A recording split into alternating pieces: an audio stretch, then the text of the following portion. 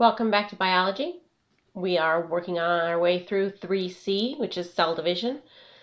We're going to be focusing on specialization today, so it shouldn't take us too long to get through this content. I like this little cartoon because it's like a little illustration of what we're going to be focusing on today, which is stem cells, which are special kinds of cells that help us differentiate and become who we are with all our different special tissues.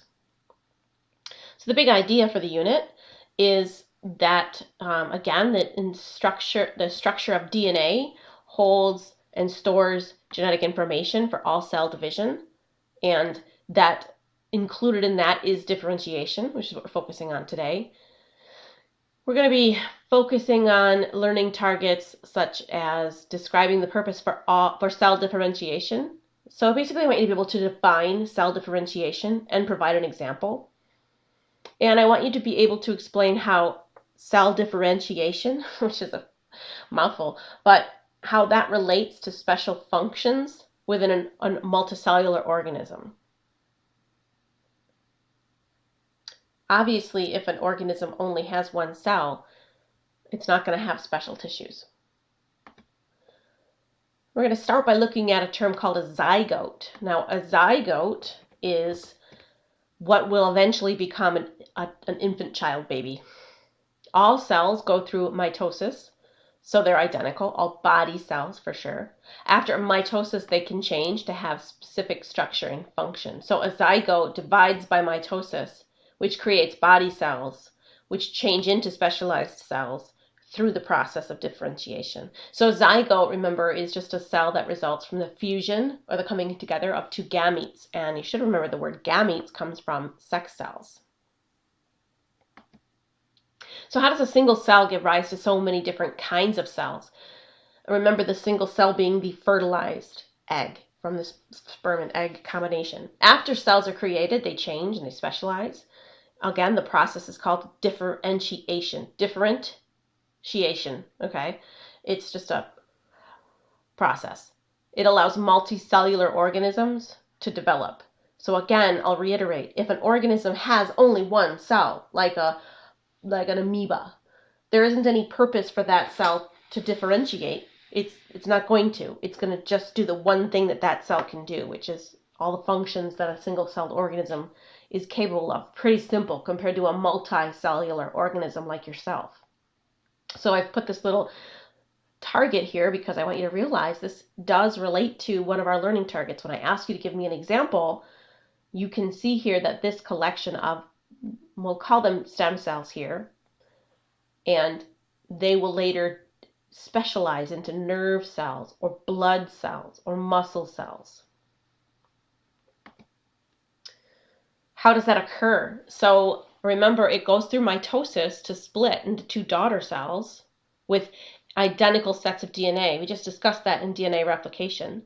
And then specific sections of each of the DNA strands are going to be expressed differently. So along this DNA strand, although it has all the capacity for all of the genes, it's only going to turn on certain genes, the genes that will create this cell into a neuron, a nerve cell. Whereas in this daughter cell will enact a different set of the genes and it may become a skin cell.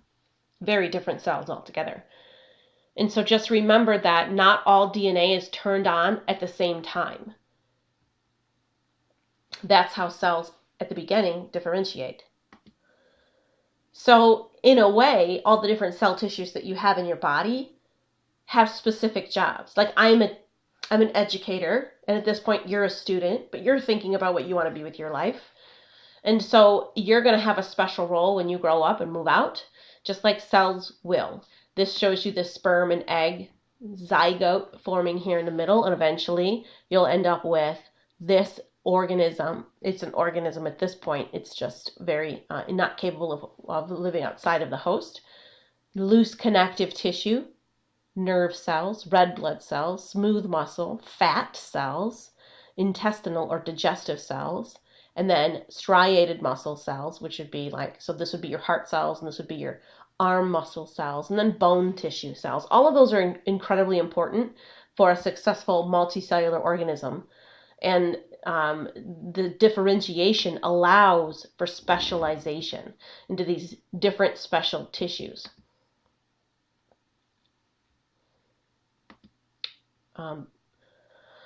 The basic cells that are going to change into these special cells, we call them stem cells. In animals, we call them stem cells. In plant cells, we call them meristem cells. I don't think you'll have to know that, the difference between those two. Just if you see a prefix in front of it, it's still the same thing. Just understand that at the beginning, those cells could be anything, which is why I tied it in that illustration at the beginning, the career day for stem cells. I want to be Optimus Prime. He has high hopes, right? And we use these stem cells for research and study. A stem cell is not necessary. I don't want anybody to confuse a stem cell with a baby. A stem cell is not a baby. A stem cell is just a cell. It's a part of what was once living. You shed cells that are living all of the time. It's a lot like that. It's just that it's not specialized yet. So we use those in gene therapy. We use them for cloning studies. There is some controversy involved, but as long as we keep an open mind about it. Remember, the process of mitosis means that every cell, even stem cells, has a complete copy of DNA. So the stem cell just hasn't turned on the sections of DNA yet. And so they are capable of turning on or off any of the sections. They have not been specialized. If a section of the DNA that will encode for a bone cell is activated, then it becomes a bone cell or a skin cell. All right, so just like last time, we have a couple of questions to consider before our next session to wrap up what we've learned. I do have a video. It's somewhere around 3 minutes, but I'm going to have to link it into the content. It's a really good one. So what will happen if cells do not differentiate? When you think about differentiating, you're not going to have any specialization, so you're not going to have any tissue formation, right? No specialization or special functions, like all of the processes that are relevant to homeostasis, for example. What are some common roles in our community and the similar functions of different tissues within our own body's community? So, for example, I am an educator. A little bit hard to make analogies between that and body cells, but there's the librarian, and that would be like the brain, right? There's the transport, and that would be cell. Just things like that. Heating, cooling, so HVAC would be the lungs. All right, and then just to review the levels of biological organization, you got to start at, for us, you could start at the chemical level, but we're going to start with cells, right? And then what's the next group of cells that work together with a special function? That's a tissue. A group of tissues is an organ. A group of organs is a system. And then the organism itself. We can go higher on an ecological level, but we don't need to do that right now. What must work together to complete an organism's processes? So think about special things that happen in special tissues. So specialized cells that make up tissues. That's how I would answer a question like that. What would need to happen for a baby scorpion to become an adult? So think about that when I discussed one of those questions in the practice quiz the other day.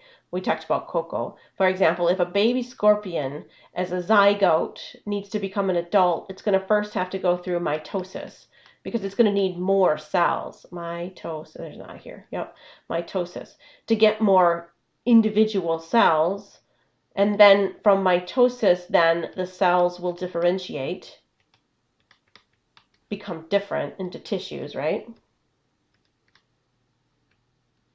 I'm just going to use the word, I'm going to shorten it to diff for different tissues.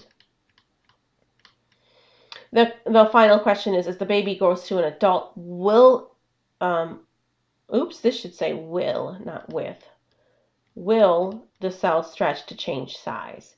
So if you have a zygote of a scorpion, is it just going to be much bigger cells? I think at this point we should realize that no, they're not just going to get fatter, right? Cells have to change. You have to have hard outer exoskeleton cells. You're going to have cells that exchange oxygen for breathing. So no, there needs to be more cells